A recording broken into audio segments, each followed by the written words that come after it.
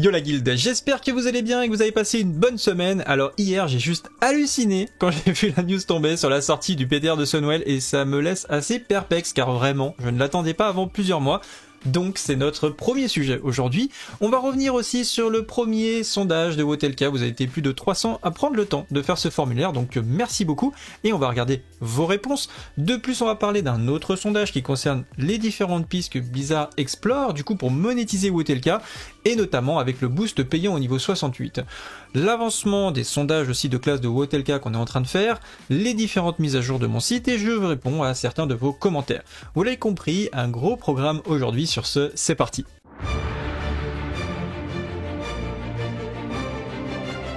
Et on commence tout de suite avec un petit peu d'auto-promo. Vous êtes encore 60% à ne pas encore être abonné, donc voilà, si vous voulez soutenir la chaîne et m'aider surtout au niveau du référencement, ça m'aide énormément.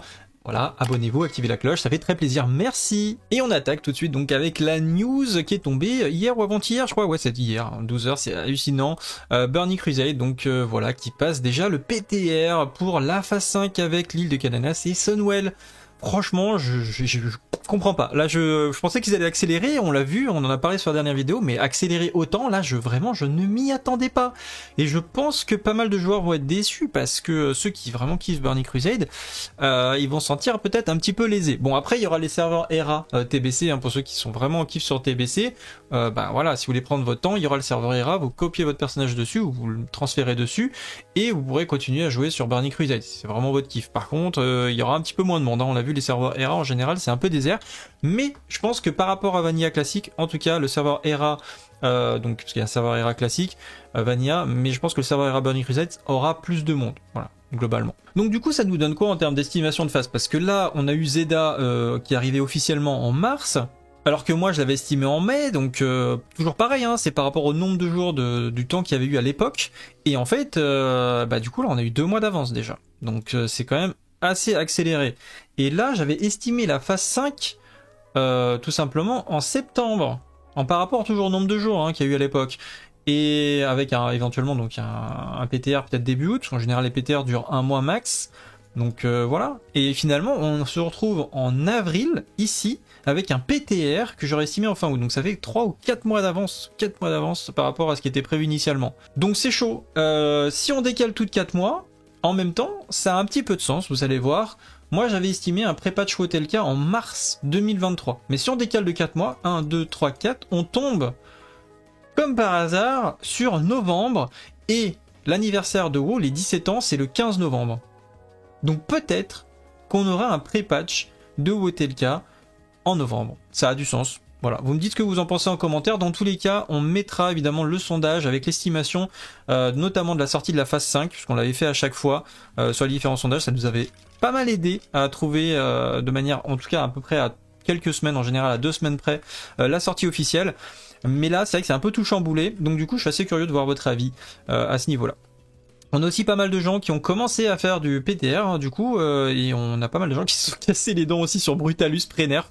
Peut-être qu'aussi ils veulent laisser plus de temps sur avancer peut-être la sortie de Sunwell pour laisser un maximum de temps sur Sunwell, parce que c'est vrai que Zeda il n'y a pas grand chose à faire, alors que Sunwell il y a beaucoup de choses à faire. Donc ça a du sens en même temps de donner plus de temps à Sunwell et moins de temps sur le patch de Zeda. Enfin moi tout ça, je trouve que c'est une très très bonne idée s'ils le font comme ça. Et surtout si on a du pré-nerf sur Sunwell, ça va être pas évident du tout. Et là vous avez du coup 18 wipe sur la soirée de Brutalus, avec des joueurs qui quand même connaissent déjà je pense pas mal le truc. Bon après c'est peut-être pas forcément les meilleures guildes à voir, mais bon en tout cas ça a pas l'air si évident que ça. Ensuite le sondage, donc c'était le sondage, je vous avais parlé la semaine dernière, je vous avais donné le lien, ou la semaine d'avant je sais plus. Vous avez été plus de 300 à répondre, donc merci beaucoup, et franchement bah du coup ça va nous permettre de voir un petit peu qu'est-ce que vous pensez de Wotelka. Alors c'est parti, la première question c'est: avez-vous joué à World of Warcraft Wars of the Lich King lors de la sortie initiale entre 2008 et 2010? Si vous avez répondu oui à 81,7%, donc on est clairement sur de la nostalgie. Il y a beaucoup de joueurs qui maîtrisent bien, qui connaissent bien, et on a à peu près 18% de non, donc c'est peut-être des nouveaux joueurs ou des gens qui ont tout simplement pris le jeu en cours et qui n'avaient pas joué à Wotelka. Je pense qu'il y aura pas mal de nouveaux joueurs et beaucoup de joueurs de retail, on en a vu juste avant, qui vont réattaquer sur cette extension et qui ne participent pas forcément à ce sondage. Donc à mon avis le nom va prendre plus d'importance avec l'arrivée, en tout cas l'approche de la hype de Wotelka avec les streamers et tout qui vont parler, les vidéos qui vont arriver dessus. Ensuite, dans quelle mesure êtes-vous intéressé par une version classique de World of Warcraft, Wars of the Lich King? Et là, on est sur du trait et assez intéressé. À 94,6% quand on cumule le trait et le AC, c'est énorme. Donc là, vraiment, vous l'attendez, quoi. Vraiment, c'est une extension, je pense, qui très attendue par beaucoup de monde. Ensuite, la question suivante, c'est quelle est la probabilité que vous achetiez une version classique de World of Warcraft, Wars of the Lich King? Eh ben, tout simplement, alors déjà, j'ai vu une personne qui disait, mais de quoi il parle? C'est quoi cette histoire d'acheter une version de Wars of the Lich King? Est-ce qu'on va payer en plus d'un abonnement, racheter la licence? Non, en fait, c'est pas ça du tout. C'est simplement que, à chaque fois, comme on l'a eu sur Burning Crusade, il y a des versions de luxe avec des bonus, des sésames, des machins, etc.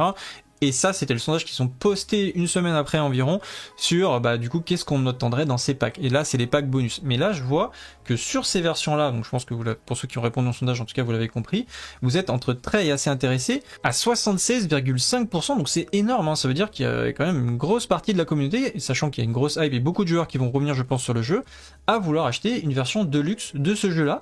Donc c'est énorme. Voilà, je trouve ça énorme et je pense que Blizzard, ils ont vu ça, ils se sont frottés les mains, quoi. Ils se sont dit, ok, il faut vraiment qu'on accélère et qu'on approche Wotelka pour pouvoir relancer un petit peu la hype, relancer la licence. Donc voilà, je pense que c'est pour ça qu'on a eu le sondage suivant derrière. Ensuite, comment décrirez-vous l'équilibre des factions du royaume sur lesquelles vous jouez, principalement dans les deux factions? Et là, on est sur du pas du tout et peu équilibré. Ça fait 59,7% voilà, de gens qui pensent que c'est pas du tout équilibré. Donc c'est un peu normal. Alors déjà, je pense que en vrai, si les hors deux jouaient un peu plus Alliance, peut-être qu'il y aurait encore plus de sondages en faveur du pas du tout équilibré. C'est vrai que quand on joue côté Horde, on se rend pas trop compte de ça, ça nous gêne pas plus que ça, surtout que maintenant il y a le BG interfaction, donc c'est moins pénalisant. À l'époque, quand vous aviez les BG qui duraient 1 heure, la Horde ça les gavait aussi. Donc là, ils sont moins pénalisés, on va dire, la Horde par rapport à ce déséquilibrage. Par contre, côté Alliance, c'est sûr qu'en leveling, c'est chiant. Voilà, vous êtes tout le temps en su-nombre. Quand vous êtes tout seul, vous croisez 3 hors 2. Quand vous êtes 2, vous en croisez 6. Bon, c'est un peu fatigant, quoi. Et encore, il y a des serveurs qui sont complètement écrasés à 90%, voire 99% par la Horde. Donc là, il y a vraiment, voilà, il y a qu'une seule faction, en fait, sur le serveur. Donc c'est pas très intéressant, je trouve. Donc, est-ce que ils vont proposer des solutions à ce niveau-là? C'est un petit peu la suite. Hein. C'est là, ils proposent, ils vous demandent tout simplement si les problèmes d'équilibre de population ou des factions auxquelles vous êtes confrontés seraient résolus. Quelle est la probabilité que vous jouez à World of Warcraft Classic Burning Crusade dans les 30 prochains jours? Donc, en gros, est-ce que si on corrige les problèmes là tout de suite de factions, est-ce que vous reprenez de l'abonnement? Vous êtes quand même assez nombreux entre le très probable et le plutôt probable. Ça fait 67,9%, donc c'est quand même assez énorme à se dire, ok, si on équilibre les factions, il y a quand même pas mal de gens qui reviennent. Donc on voit que c'est un enjeu fort. Comment ils peuvent résoudre ce problème-là? Je pense que il peut y avoir des solutions avec Wotelka, notamment par exemple en proposant un changement de faction gratuit pour la faction qui est majoritaire. Donc c'est-à-dire que vous êtes côté Horde, et si vous voulez passer côté Alliance, c'est gratuit. Par contre côté Alliance vers côté Horde, c'est payant. Donc est-ce que ça pourrait permettre d'équilibrer? Notamment le racial humain peut être très intéressant pour le PVP, mais aussi le PvE, je le trouve vraiment très bien. Même si c'est vraiment c'est pour le PvP que c'est pété. Mais bon, peut-être que ça suffira, peut-être que ça suffira pas. Moi je pense qu'il y aura un meilleur équilibrage des factions, mais ça sera toujours un petit peu en faveur de la Horde, ne serait-ce par l'héritage qu'on a eu de Vanilla classique, de Burning Crusade, où on est quand même, ce sont des joueurs qui sont quand même massivement Horde. Voilà, ils vont pas changer comme ça du jour au lendemain, tous passer côté Alliance, mais peut-être qu'on va être sur du 55 Horde, 45 Alliance overall. Voilà, à suivre, on verra un petit peu ce que ça donne niveau stats. Donc ensuite c'est le sondage qui est passé donc très récemment, il y a quelques jours, sur les Sésames 68. Donc déjà on se demandait s'ils allaient pas mettre des Sésames, ils en avaient pas parlé jusque là, et là ça y est, c'est un peu officiel entre guillemets, on aura probablement, même certainement, des Sésames 68. Ça va un petit peu à l'encontre de ce qui avait été annoncé initialement, puisqu'ils avaient dit que le Sésame ça serait une fois par compte, et que au niveau 58, et là eh bien on voit qu'ils proposent déjà niveau 68, donc est-ce que ceux qui ont déjà fait un Sésame pourront le refaire? Moi je pense que oui, parce que ça rapporterait serait beaucoup d'argent perdu pour Blizzard. Donc à mon avis, ceux qui ont fait le Sésame 58 n'auront pas accès. Ça se trouve, ceux qui auront pas fait de Sésame du coup, peut-être qu'ils auront un Sésame 58 et un Sésame 68. C'est le double, ils auront le double Sésame, c'est pas impossible non plus, on verra, ou alors peut-être le Sésame va se transformer le 58 en 68, il y en aura qu'un seul de disponible, et ceux qui ont fait le 58 auront la possibilité de refaire un Sésame 68, je le vois un peu plus comme ça. On verra, et en tout cas vous avez la news sur mon site si vous voulez plus d'infos, et je vous referai le sondage avec les deux, parce que là il y a 2 pages, j'en ai qu'une seule, il faut que je les traduise, et je vous le mettrai, je vous referai un formulaire comme ça, et on en parlera dans la vidéo suivante probablement, pour voir un petit peu ce que vous en pensez. Ensuite, concernant les sondages sur les classes, donc on essaie d'évaluer, pour ceux qui n'ont pas suivi, je fais un grand référendum sur toutes les spé, toutes les classes de Wotelka. On utilise un principe simple, vous verrez juste après. Et cette semaine, c'était la semaine du mage qui est en 3ème position du classement global sans l'aspect gif parce qu'elle est vraiment pas du tout PVE, donc arcane feu principalement. Même si vous aurez la note de l'aspect gif ici en PVE, bien sûr c'est une note PVE qui est positionnée ici en position 21. Mais sinon le mage fait un plutôt bon score avec 4,07 sur 5 qui le place overall sur toutes les spé en 2ème position, juste derrière le Decatank 100. Et en spé DPS en 1re position actuellement le mage devant le DK Givre DPS qui était à 4,11, donc 4,23, c'est vraiment pas mal du tout. Donc vous retrouverez le classement pour l'instant sur le Discord, quand il sera terminé je vous le mettrai sur le site un peu plus propre. Et dans les annonces de la semaine, donc je vous ai posté ici comme chaque semaine quelle classe fait-on la semaine prochaine, et là vous avez commencé déjà à vous exprimer, donc je regarderai la fin de ce sondage pour la semaine prochaine. Et pour l'instant ça a l'air de se jouer entre le rogue et le démoniste pour les sondages de la semaine prochaine. Voilà, vous avez le lien du Discord également dans la description.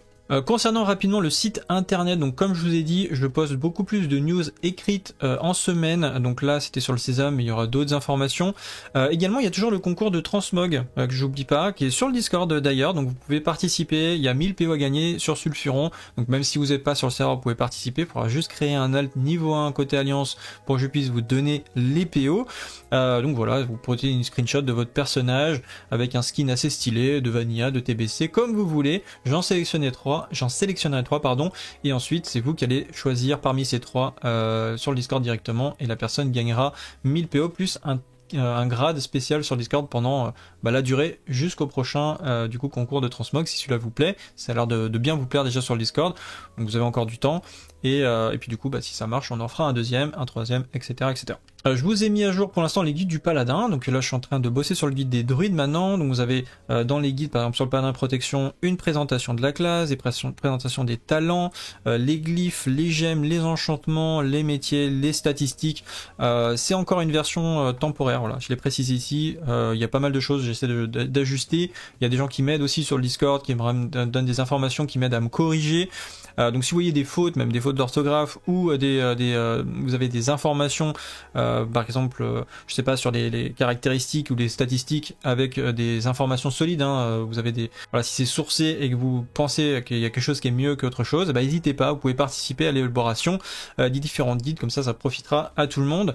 Je suis en train de vous mettre à jour aussi les différentes macros sur les différentes classes, donc il y a des macros assez générales qui devraient fonctionner normalement sur Wotelka, il faudra tester, les testerai sur la bêta, des macros arènes, des macros voilà, pour retirer l'effet de mort par exemple, bon bref, peu importe, des macros, donc je travaille là-dessus en ce moment, et je vous ai posté aussi les sets de Wotelka, donc il y aura le T7, T8, T9 et T10, vous pourrez retrouver les bonus de sets pour toutes les classes ici en français avec les liens en survol. Et également quand vous cliquez sur l'image vous pourrez voir un petit peu à quoi ressemblent les skins des différentes sets, donc je vous ai vraiment mis en très bonne qualité, c'était un post sur Wed que j'ai essayé un petit peu d'améliorer. Donc voilà, le set du mage qui est très stylé d'ailleurs du T7 je trouve. Bref, si vous voulez consulter ça, ça fonctionne et c'est directement sur camillas.fr. Et ensuite, pour finir, vos questions, enfin vos commentaires de la semaine, j'en ai sélectionné 3. Donc Dirasco Crown. Déjà, super vidéo comme d'habitude, merci beaucoup à toi frérot. Alors je ne sais pas si je suis le seul, mais à force de parler de Wotelka, j'ai tellement envie et rapidement d'être sur cette extension. J'avais fait mes premiers raids HL par nostalgie et j'ai hâte de pex mon pal et mon druide sur cette extension. Étant un joueur principal de Retail Progress et même plus qui juste adore WoW actuel, pas TBC, j'ai vraiment un gros envie de remettre et de revivre cette ambiance, ces raids tout en vivement sa sortie avec Légion et Mop. C'est perso mon top 3 des best extensions, du coup prêt pour traverser encore une fois les terres gelées avec mes camarades. Tu sais, nous hype tes vidéos continuent comme ça. Ouais, Wotelka a pas besoin de moi pour être hypé, hein. Je pense que Wotelka s'auto-hype et moi je suis hypé moi-même par cette extension. En fait, ce qui est intéressant avec nos commentaires, c'est que tu es un joueur de retail qui est intéressé par Wotelka et je pense qu'effectivement Wotelka va attirer pas mal de joueurs de retail avec déjà son donjon aléatoire qui commence assez rapidement à partir du level 15. Vous pouvez taguer donjon aléatoire et ça vous permet voilà, en même temps que vous faites vos quêtes, toc, vous allez faire des donjons, vous faites une quête, faites des donjons. En plus, il y a la petite récompense à la fin de donjon aléatoire qui vous aide vraiment sur votre leveling. Il y a le stuff héritage. Bref, il y a pas mal de repères de joueurs de retail qui peuvent aussi les intéresser. Les raids normales et héroïques peuvent plaire aussi aux joueurs de retail. C'est une extension un peu plus casual entre guillemets, on peut vraiment rentrer du taf, hop, on tac un donjon, on progresse un petit peu tous les jours avec son personnage. À ce niveau-là, c'est plutôt pas mal. Pour moi, c'est quelque chose que j'aime bien aussi, et je pense que ça plaira à pas mal de joueurs de retail. Donc je comprends un petit peu ta réaction. Et c'est vrai qu'il y a un côté de nostalgie, c'est une extension qui a vraiment marqué les esprits, il y a eu beaucoup d'évolutions en PvE, en PvP, au niveau des raids, les modes héroïques, les hard modes sur certains boss, enfin bref, c'était vraiment une extension assez marquante dans l'esprit, et c'est assez étonnant que voilà, Cataclysme a été autant boudé. Je serais assez curieux d'ailleurs, il faudrait que je vous mette un sondage pour savoir pourquoi ou qu'est-ce que vous pensez comparativement à un Wotelka classique, qu'est-ce que vous pensez d'un Cataclysme classique? Ensuite, on a le message de Je Seiden. Les sondages sont full trollés de ouf, tellement pas représentatifs, ou alors la commune a vraiment aucune connaissance. J'ai trouvé ton message assez intéressant, parce que t'es pas la seule personne à dire ça, sur les sondages qu'on a mis en place, donc c'est ce que je vous ai montré avant, les sondages de classe. Et en fait, pour mieux comprendre comment fonctionnent les sondages, je vous renvoie encore une fois vers la vidéo de Dirty Buddy avec la sagesse des foules. C'est extrêmement intéressant, et c'est cette mécanique qu'on utilise clairement dans nos sondages de classe pour Wotelka. Siècle avec Galton, le génial cousin de Darwin, pour vérifier cette idée. Pour la faire courte, Galton s'est rendu compte que les gens étaient individuellement assez mauvais pour estimer le poids d'un bœuf dans une foire agricole, mais que lorsque l'on fait la médiane de leurs estimations, on arrive à un résultat qui est très proche de la réalité. Voilà, donc je vous laisse regarder la vidéo en entier, mais je vous mets le lien dans la description. Mais concrètement, c'est simple, c'est en gros, quand tu as assez de personnes qui votent, même si les gens n'y connaissent pas grand chose, quand tu prends la médiane des résultats, et ben finalement tu es assez proche de la réalité. Donc là on en est encore au tout début des sondages, quand vous aurez le résumé vous pourrez participer, je pense qu'avec l'approche de la hype de Wotelka il y aura plus de gens qui seront intéressés pour avoir des informations sur les classes, je ferai une vidéo dédiée à ces sondages et ils seront toujours ouverts, c'est-à-dire qu'ils ne seront pas fermés. Pour l'instant on approche des 1000 votes par spécialisation et je pense que potentiellement avec l'approche de Wotelka peut-être on aura entre 1500 et 2000 votes par spécialisation, ce qui permettra encore d'affiner, de se rapprocher de la réalité, ou plus proche de la réalité en tout cas sur les différentes spécialisations. Voilà, c'est la méthode que j'ai décidé d'utiliser, elle n'est pas parfaite. Est-ce qu'il y a une méthode parfaite pour évaluer les spécialisations pour Wotelka? Je sais pas, en tout cas moi c'est celle que j'ai utilisée et j'espère que ça plaira à un certain nombre d'entre vous. Ensuite Romain Chapou, bonjour Camille, super vidéo pour la présentation d'Alteca, merci frérot. Cependant je pense que l'extension annoncera la fin des boosts de donjons, comme tu l'as dit, le stuff héritage arrive, mais aussi l'arrivée de systèmes de recherche de donjons automatisés qui arrivait à la fin Wotelka. Est-ce que ce sera déjà en place au lancement? Rien de sûr, mais je vois mal le marché du PL survivre face à un système de recherche. Alors oui, effectivement, t'as raison, il y a le stuff héritage qui arrive, il y a les donjons automatisés, mais on n'est pas sur l'XP x7 comme sur certains en privé, hein. Ça reste quand même assez long de monter un personnage, même avec du stuff héritage, alors beaucoup plus rapide qu'avant, mais quand même ça prend du temps. Et il y a pas mal de gens, quand on parle de boosting, c'est des gens qui veulent PEX AFK, c'est-à-dire que les mecs ils sont en train de regarder un film, ou ils sont des fois même au taf, et ils veulent juste rentrer dans un donjon, leur barre elle monte tout seul, et c'est tout en fait, hein. Donc à ce niveau-là, il y aura toujours des gens en recherche de boosting, ça je peux te le garantir, il y aura une grosse phase de boosting, je pense, sur l'arrivée de Wotelka. D'ailleurs, au moment où il y aura le pré-patch, il y aura les DK qui seront disponibles. Normalement, le Sésame ne sera pas encore disponible. Là, il y aura énormément de boosting, notamment de boosting de Stratholm, de DK, parce que c'est la tranche parfaite, hein, 55 jusqu'à 62 à peu près. Donc là, les DK, tu vas en avoir pas mal en boost à Stratholm et autres. Et surtout, il y aura une grosse arrivée de joueurs et peut-être pas énormément de paladins pour pouvoir répondre à toutes les demandes. Donc, à mon avis, les prix du boosting en gold vont énormément augmenter. Et ensuite sur Wotelka en soi, il y a des nouveaux runs qui vont exister. Le paladin, là pour avoir testé, il est 3 fois plus puissant pour le boosting, hein. Vraiment ça n'a rien à voir. Donc on aura beaucoup plus de choix jusqu'à même les donjons normaux de Burning Crusade assez haut niveau. On pourra booster, voilà, on pourra faire beaucoup plus de choses et vraiment tirer comme ça le leveling assez haut. Donc bon, moi je pense que le boosting aura toujours sa place et de toute façon il y aura du farming en donjon, même ne serait-ce que pour du raw gold ou des matériaux qui sera extrêmement rentable. Le paladin sera extrêmement fort à ce niveau-là. Peut-être qu'il y aura d'autres classes, hein, évidemment, qui pourront le faire, hein. Je dis pas qu'il y a que le paladin, mais le paladin restera quand même extrêmement fort et je le sais déjà parce que je fais des tests. Donc voilà. Donc non, à mon avis, le boosting a encore des très beaux jours devant soi. Voilà, c'est tout pour aujourd'hui. J'espère que cette vidéo vous a plu. Comme d'habitude, n'hésitez pas à vous abonner, à venir sur le Discord, venir discuter avec nous. On se retrouve la semaine prochaine pour la suite. Je suis désolé, j'ai pas encore fait ma vidéo sur le Paladin. Comme vous avez pu le voir, je travaille encore pas mal sur notre site internet et à chaque fois, notamment, je me corrige sur certaines choses et ça fait que ça repousse la vidéo sur le Paladin.